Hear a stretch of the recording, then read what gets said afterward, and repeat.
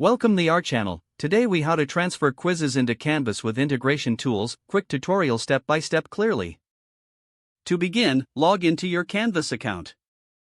Navigate to the course where you want to transfer quizzes. Open a new tab to access your quiz creation tool. Choose the quiz you want to transfer. Look for an option to export or download the quiz. Select the appropriate file format, usually either QTI or CSV. Download the quiz file to your computer. Return to your Canvas course. In the Canvas course, go to the Quizzes section. Click on the Import Quiz button.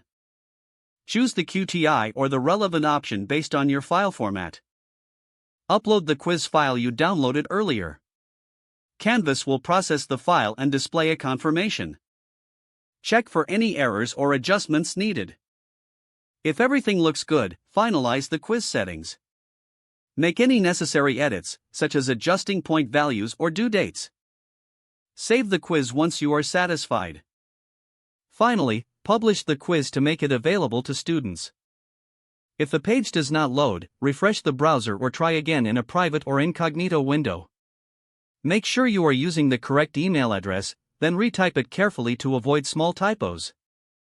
If your password is not accepted, use the reset option and create a new strong password you can remember. Check your spam folder for verification or security emails, then complete any requested confirmation steps.